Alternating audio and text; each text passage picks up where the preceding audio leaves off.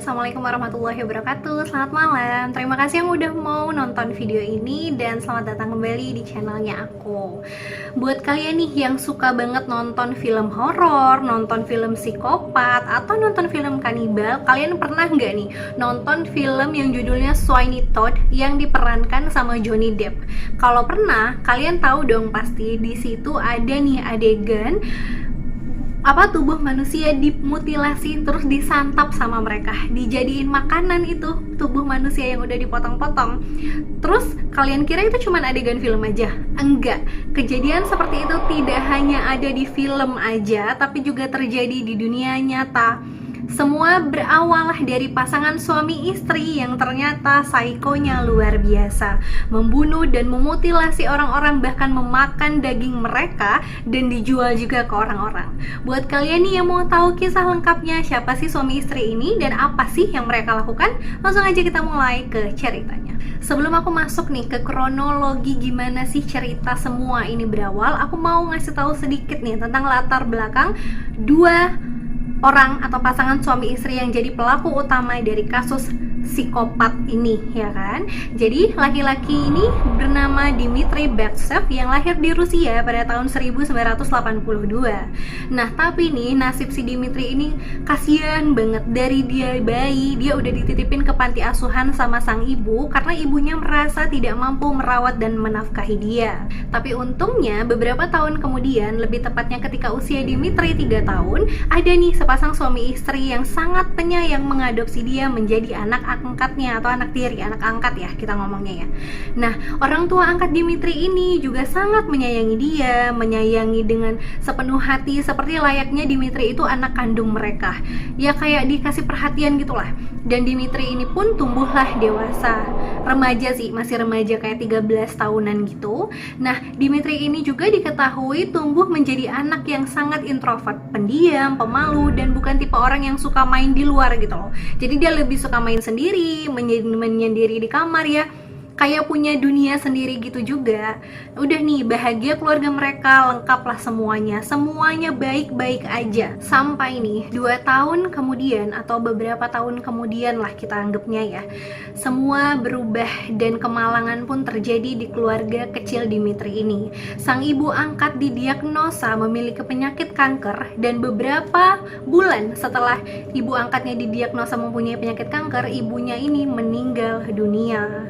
Ketika ibunya meninggal dunia, runtuhlah semua kebahagiaan Dmitry dan ayah angkatnya. Semua juga menjadi nasib buruk untuk Dmitry ini. Kenapa? Karena nih sang ayah yang tadi awalnya sangat sayang sama Dmitry, pokoknya kayak bener-bener ayah kandung banget, tapi semenjak kepergian ibu angkat Dmitry yang meninggal dunia ini, sang ayah angkat pun berubah 180 derajat. Seperti beda orang gitu loh. Ayahnya ini suka kasar sama Dmitry, suka mukul, dan kayak ngomong tuh udah kasar banget, beda banget lah sama ayah angkatnya yang ada dulu sewaktu ibu angkatnya juga masih hidup. Sampai-sampai nih ayah angkatnya ini mengusir Dmitry dari rumahnya. Katanya, pergi kamu dari rumah ini, kamu gak pantas ada di rumah ini, kata si ayah angkatnya ini. Ya udahlah, karena kejadian itu Dmitry pun pergilah dari rumah ayah angkatnya. Mulailah nih dia kayak di jalan tuh kayak lontang-lantung, gak tahu, jatuhnya tuh kayak homeless gitu loh, kayak gelandangan gitu, karena dia nggak punya siapa-siapa kan. Ibu kandungnya aja udah naruh dia di panti asuhan. Udahlah nih, karena dia butuh makan, butuh minum ya kan, dan sebenarnya dia juga butuh tempat tinggal. Akhirnya Dmitry ini mencobalah untuk mencari pekerjaan, tapi kan dia diusir di usia 15 tahun nih. Pekerjaan apa sih yang bisa didapetin dari orang yang 15 tahun? Orang kadang yang udah istilahnya sekolahnya lebih tinggi aja masih susah nyari kerjaan kan, apalagi yang ini masih usia 15 tahun. Tapi karena bener-bener kepepet nih dan butuh makan, akhirnya Dmitry ini melakukan tindakan kriminal seperti mencuri dan merampok uang. Tapi lagi nih ya, karena dia ini kan amatir banget ya, maksudnya merampok itu kan bukan kegiatan dia, jadi kayak tiba-tiba ngerampok gitu kan. Dmitry pun ketangkep nih sama polisi dan dipenjaralah beberapa tahun kemudian. Nah udah kan, dia udah masuk penjara nih bertahun-tahun. Akhirnya dia udah nih keluar nih, dilepaskanlah dari penjara. Dan alhamdulillahnya beberapa bulan setelah dia lepas dari penjara, Dimitri pun mendapatkan pekerjaan di bidang konstruksi dengan pendapatan yang lumayan. Dan ya udahlah, alhamdulillah banget dia punya pekerjaan. Jadi dia bisa beli makan, punya tempat tinggal dan sebagainya ya kan. Tapi nih, walaupun dia udah kerja di tempat konstruksi, harusnya dia punya teman kerja kan, punya ruang lingkup yang ya bisalah punya temen gak sendirian lagi. Enggak, ternyata di tempat kerja pun Dimitri ini tetap menyendiri, punya dunianya sendiri, sampai teman-teman kerjanya itu menganggap si Dimitri ini nih aneh, orang aneh gitu loh, dikata-katain, dibully lah sama teman-temannya. Tapi ya udah, Dimitri mah bodo amat gitu loh, karena memang dia orangnya introvert parah. Jadi nggak ada temen, nggak ada keluarga juga, boro-boro ada pacar ya kan. Nah karena Dimitri ini ngerasa, oh aku udah punya penghasilan nih, Dimitri ini mulai nih suka datang ke bar-bar tiap malam untuk minum-minum, mabuk-mabukan lah dia di bar tuh tiap malam dengan penghasilan yang dia dapatkan ya kan. Nah ketika dia mabuk ini, dia baru bisa nih bercengkrama sama orang-orang yang mabuk juga. Jadi pada saat mabuk inilah dia ngerasa dia punya temen, bisa cerita sama orang lain, orang asing, karena sama-sama mabuk kan, kayak bisa hahaha hihi ini. Nanti kalau udah sadar udah bubar barisan, udah nggak bisa ngobrol lagi karena udah jiwa-jiwa introvert dia meronta-ronta kan. Dia kayak gitu karena dia mabuk aja. Udah nih rutinitas dia ke bar itu tiap malam lah yang menjadikan dia ketemu nih sama jodohnya, yaitu Natalie. Ada nih suatu malam ya kan, dia datang ke bar, dia ketemu nih sama si Natalie ini. Tatap-tatapan mereka, lihat-lihatan, jatuh cinta pada pandangan pertama. Ada ya ternyata jatuh cinta pada pandangan pertama, aku kira mitos doang. Nah terus kita bicara sedikit nih tentang latar belakang si Natalie ini. Siapa sih sebenarnya Natalie, orang yang membuat Dimitri ini jatuh cinta untuk pertama dan terakhir kalinya juga? Natalie ini merupakan wanita Rusia juga, dan dia tinggal bersama neneknya karena sang ibu sudah meninggal dunia. Mirip-mirip kan nasibnya sama si Dimitri ini. Nah Natalie ini bekerja sebagai perawat di Akademi Penerbangan Militer Rusia, tapi dia ini kan harusnya perawat itu lembut, baik, ramah ke pasien-pasiennya, pokoknya harus telaten karena kan ngadepin orang sakit kan. Enggak, si Natalie ini enggak kayak gitu. Natalie ini lebih ke cowboy, lebih kayak gerabak-gerubuk gitu tuh. Jadi kayak buat pasiennya tuh takut gitu loh kalau sampai dirawat ataupun diobatin sama dia. Dan Natalie ini juga kayak orang yang suka minum-minum gitu, mabuk-mabuk juga dianya. Jadi ya pasien mana yang nggak takut ya kan dirawat sama dia ataupun disuntik atau dikasih obat sama dia, nanti yang ada bukan sembuh malah modar, meninggoy ya kan. Nah karena pondasi Dimitri ini kalem, introvert, nggak banyak omong, menyendiri, ketemu nih sama si Natalie yang gerabak-gerubuk tadi, yang heboh, cowboy banget jadi perempuan ya kan. Ternyata mereka cocok dan mereka pun memutuskan untuk menikah di usia yang masih muda. Mereka berdua tinggal bareng nih. Ya sih tinggal bareng ya kan, udah nikah ya. Tinggal bareng di asrama Akademi Militer milik si Natalie, kayak flat gitu loh. Nah terus mana nih kasusnya yang dia mau membunuh lah, mutilasi lah, makan daging korban. Kita masuk nih ke kronologi awal mula kejadian pembunuhan atau tindakan psikopat pasangan suami istri ini ya. Semua kejadian ini bermulai dari pertengkaran yang terjadi di Gastello Street, tepatnya pada tanggal 8 September. Jadi pada hari ini si Dimitri ini lagi jalan nih, lagi minum-minum sama selingkuhannya. Dimitri ini selingkuh dari bininya, dari si Natalie ini dia selingkuh, minum-minum lah ini sama selingkuhannya, yang dia dapetin selingkuhannya ini dari aplikasi kencan lagi ya, kencan online gitu.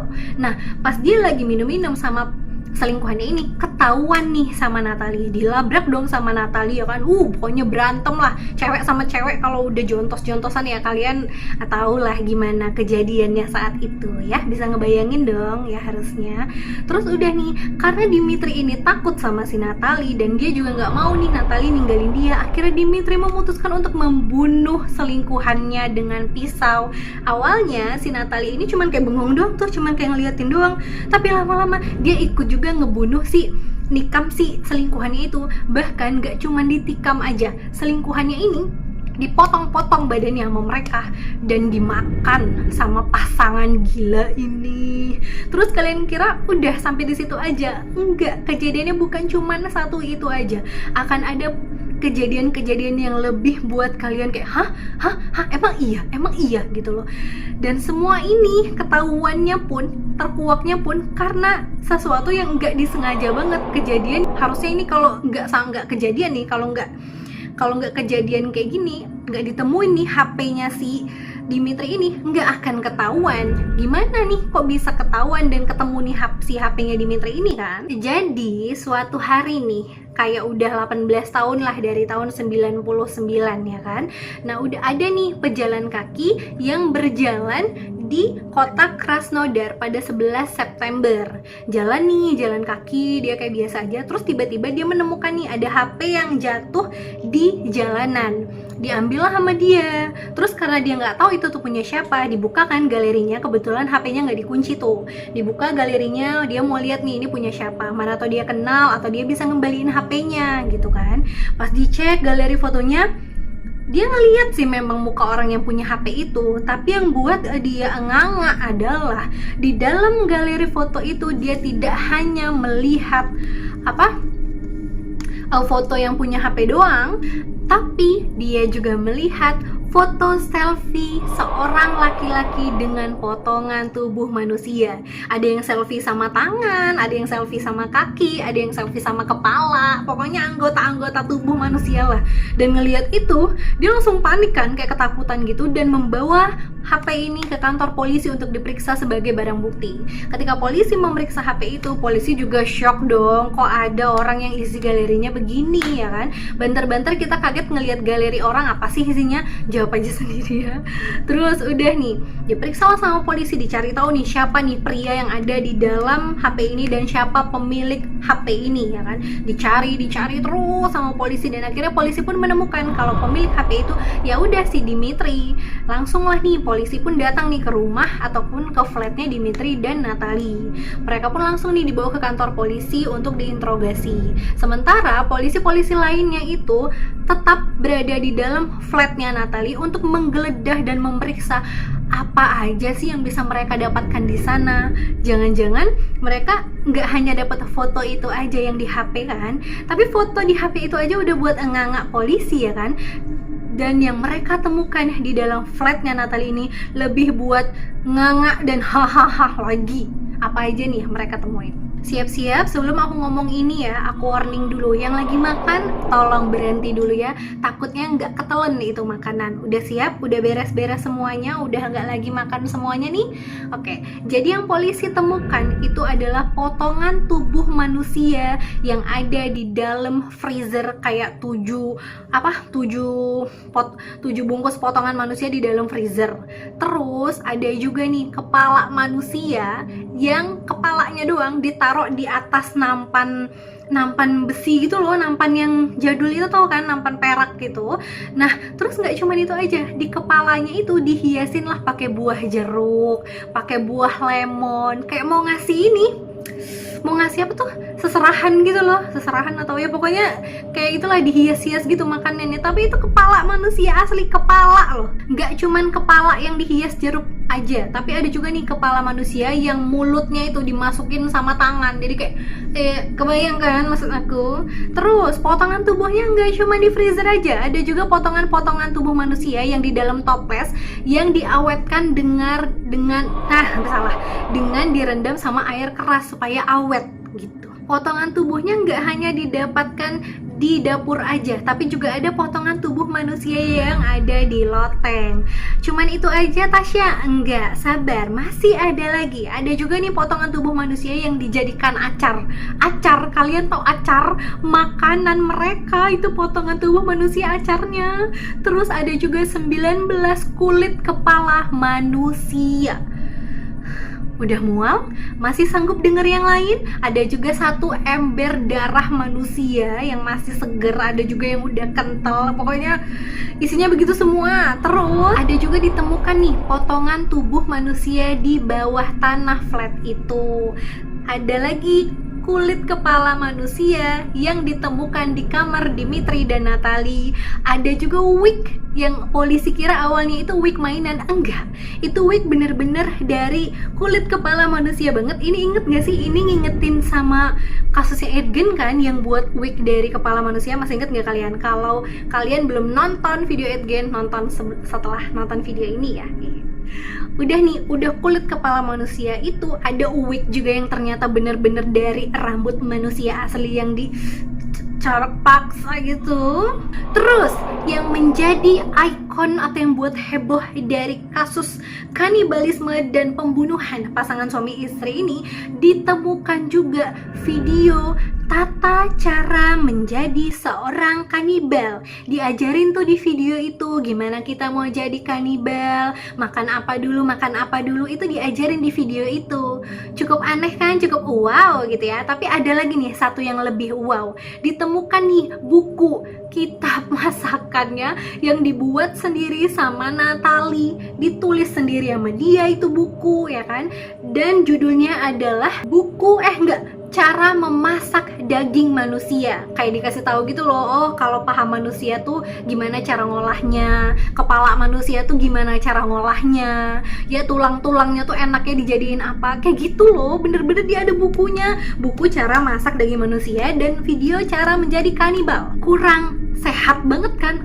Bukan, udah nggak sehat lagi emang otak mereka berdua ini. Nah, kalian inget kan si Natalie sama Dimitri waktu si flatnya ini digeledah kan, mereka udah ditarik ke kantor polisi buat diinterogasikan. Mereka diinterogasinya secara terpisah. Nah, polisi ini nanya ke Natalie dong, nunjukin foto yang ada di handphone yang ditemuin orang di pinggir jalan tadi. Ini apa, Natalie? Coba kamu jelaskan. Suami kamu pernah membunuh orang? Atau dia apa? Atau kamu terlibat juga nih di dalamnya? Terus, Natalie ini yang drama queen-nya banget ya. Dia bilang kayak gini, ya Allah, kok bisa suami saya melakukan itu? Saya juga baru tahu, Pak. Ya Allah, kok bisa ya ada foto kayak gitu? Enggak sih, dia nggak pakai ya Allah sih pastinya. Kayak ini maksudnya penyampaiannya kurang lebih kayak gitu loh. Udah nih, ditanya lagi sama polisi, yakin kamu nggak tahu foto ini? Serius kamu nggak tahu ya, Natalia? Kata si polisi ini kan. Terus dia ganti lagi nih omongannya. Tunggu Pak, kayaknya saya lupa Pak. Oh, saya inget Pak, saya yang megang HP itu Pak. Waktu itu saya lagi jalan nih Pak, pokoknya jalan kaki aja kan Pak, jalan-jalan sore. Terus tiba-tiba saya ngeliat nih Pak, ada mayat di pinggir jalan, ada orang meninggal. Ya udah, karena saya nggak ada kerjaan dan saya pengen juga Pak, ya udahlah saya foto aja mayatnya, cekrek. Gitu kata Natalinya. Ya polisi mana yang percaya dengan omongannya si Natalie? Ya Mbok, kalau cari alasan tuh yang lebih pinter gitu loh. Itu kan yang nanya polisi, bukan anak TK umur 5-6 tahun. Ya Bu Natalia, ya gara-gara kesaksian dan alibinya Natalie yang bikin ngakak ini, ya polisi ya udahlah makin curiga kan. Dan dengan semua bukti-bukti yang diberikan sama polisi, kita udah dapet nih semua bukti-bukti kejahatan dan tindakan psikopat kamu sampai nge-lag ya kan, psikopat kamu nih. Dan gara-gara itu semua disodorin kan sama polisi, udah gak bisa ngeles lagi, mereka berdua udah kayak kicep, gak bisa ngomong lagi. Ditanya lah sama polisi, kenapa kamu sampai ngelakuin ini? Terus Natalie sama Dimitri ngomong, oh iya Pak, bener, kita bener melakukannya, kita membunuh, memotong-motong, dan kita juga memakan daging mereka semua Pak. Totalnya itu kayak ada 30-an orang gitu yang sudah mereka bunuh. Ya Allah. Nih ya, 30 daging manusia selama 18 tahun mereka melakukannya. Dan ini ketahuan karena ada orang random yang lagi jalan di pinggir jalan ya kan, dan nemuin HP si Dimitri ini. Coba kalau kalian bayangin HP Dimitri ini nggak ditemuin atau nggak jatuh di jalan, mungkin sampai berpuluh-puluh tahun tindakan kanibalisme itu masih mereka lakukan kan. Dan kalian pasti nanya dong, kenapa sih kalian ini sampai mereka ini sampai melakukan hal seperti itu? Dan kata Dimitri apa coba? Dimitri bilang kayak gini, semua itu berawal dari waktu itu Pak, yang kejadian di bar cafe yang tadi aku ceritain di awal itu. Nah itulah gara-gara awalnya mereka ngebunuh selingkuhannya si Dimitri ini, dipotong-potong, dimakan, ketagihan, berkelanjutan lah sampai makan 30 korban. Kenapa nggak yang dibunuh si tukang selingkuhnya aja, si Dimitri, ya kan? Kalau aku jadi ceweknya Dimitri yang aku gitu ya, oke, jangan tasah. Nggak, maksudnya daripada ngebunuh selingkuhannya yang belum tentu dia juga tahu kalau Dimitri udah punya bini ya kan. Oke, skip, lanjut ke tahapan yang lain. Nah, terus kalian pasti nanya dong, gimana nih cara mereka bisa mendapatkan semua korbannya dan mampu membunuh sebanyak 30 orang? Caranya itu, mereka akan mendekatkan nih diri mereka sama calon korbannya. Terus mereka akan memberikan korbannya obat bius jenis Carvavol yang akan membuat korbannya itu pingsan, gak sadarkan diri. Dan waktu pingsan itulah mereka langsung membunuh korbannya, memotong-motongnya, mutilasi-mutilasi kayak jadi bagian-bagian kecil itu, terus dimamam sama mereka. Astaga. Terus kalian pikir udah sampai situ aja? Belum, masih ada bagian plot twist nih. Kalian harus denger bagian paling epic, tapi epicnya gila, nggak bener ini. Si Natalie ini ternyata punya usaha sampingan menjual pai daging. Pai dagingnya ini dijualnya online, kayak mulut ke mulut temen gitu loh, nggak buka toko sih, dia kayak jual di rumah gitu. Jadi kayak yang beli tuh tetangganya, teman-teman asramanya, teman-teman kerja si suaminya Dimitri ini, ya pokoknya orang-orang sekitar lah, dari mulut ke mulut. Nah udah nih, dan kalian bisa tebak dong, pai daging si Natalie ini dibuat dari daging apa? Coba aku kasih dulu waktu buat nebak. Kalian tahu nggak nih, dibuat dari daging apa sih sebenarnya pai dagingnya Natalie ini? Udah tahu belum? Hah, bener banget. Dibuat dari tentunya daging manusia yang dimutilasi dan disiapin nama dia. Orang dia punya buku resep loh, dan dia bener-bener udah membekukan potongan-potongan tubuh manusia, dikasih cairan minuman keras supaya awet, ya kan? Nafas yang nontonnya udah ngep belum? Aku yang ceritanya ngep ini. Itu ya, aku ngerasanya gimana nih? Aku mikirnya tuh gini, bukan ngerasa, aku mikir kan, orang-orang yang udah beli pai dagingnya si Natalie ini ya, kan gak ada rasa curiga sama pasangan suami istri ini kan. Dan orang kata teman-temannya dan tetangganya mereka tuh ya udah kayak orang-orang biasa aja, nggak ada yang akan menyangka kalau mereka berdua ini melakukan tindakan yang nauzubillah min zalik itu, ya kan. Mereka kan beli painya si Natalie nih. Terus pas mereka tahu nih Natalie sama Dimitri itu kanibalisme dan pai daging yang dijual itu adalah daging manusia asli, apa yang ada di pikiran mereka? Otomatis mereka jadi kanibalisme massal nggak sih, secara nggak sengaja, ya kan? Terus kalau kalian nih dengerin kasus ini, aku jadi kayak bengong gitu, kayak kenapa jadi ngelek Tasa? Oke, langsung lanjut ya. Nah, kalau kalian udah denger semua cerita yang aku ceritakan tentang pasangan suami istri yang wedan ini ya kan, apa nih hukuman yang pantas buat mereka? Kalau aku pribadi, aku jujur aja, aku pantasnya hukumannya mati sih. Karena walaupun mereka dihukum mati pun mereka nggak bisa menggantikan 30 nyawa yang melayang akibat keegoisan dan keinginan mereka yang jadi kanibalisme dadakan itu cuman karena selingkuhan yang itulah pokoknya, ya kan? Tapi ternyata mereka tidak dihukum mati, mereka hanya dipenjara seumur hidup saja. Dan kalian tahu si Natalie ini yang udah sengkleknya setengah mati, dia tiba-tiba ngaku dong, ngomong nih sama polisi dan jaksa, Pak, saya ini punya penyakit kejiwaan Pak, mental saya ini nggak bener, kata si Natalie ini kan. Dicek dong sama polisi, bener nggak ini cewek mentalnya rusak gitu kan? Enggak dong, pas dicek mentalnya baik-baik aja, sehat walafiat aja mental dan kejiwaannya si Natalie ini. Tapi dia ngaku-ngaku mentalnya rusak supaya hukuman penjara itu dikurangin. Udah gila sih ini, makanya kayaknya yang buat aku kayak langsung berspekulasi gitu loh. Kan yang barbar kan si Natalie ya, yang koboi Natalie. Kan si Dimitri itu kan awalnya kan pendiam gitu kan, rusak gara-gara bininya kali ya. Atau menurut kalian gimana? Komen di bawah ya. Oke, segitu dulu videonya. Aku udah ngep banget membayangkan, dan pas aku lihat foto-fotonya tuh kayak astaga, jangan sampai deh ada orang kayak gitu lagi. Tapi masih ada nggak? Iya, tapi jangan sampai lah, jangan sampai. Hati-hati milih pasangannya, jangan sampai terjerumus dalam kegilaan pasangan seperti pasangan yang ini. Oke, segitu dulu videonya. Terima kasih yang udah nonton sampai habis, kurang lebihnya mohon maaf. Makasih juga yang udah menonton sampai sekarang, dan makasih yang udah subscribe aku, like video aku. Makasih banyak pokoknya. Oke, komen-komen di bawah juga nih, mau dibahas video-video tentang apa lagi, kasih tahu dong ide-idenya. Pasti aku akan bahas kok sesuai requestan kalian ya. Oke, like videonya kalau kalian suka, nyalain tombol notifikasinya buat yang udah subscribe. Kalian belum subscribe, pencet tombol subscribe, tolong dibantu ya untuk pencet tombol subscribe-nya kalau kalian memang suka sama konten yang aku buat. Oke, terima kasih. Dadah, assalamualaikum.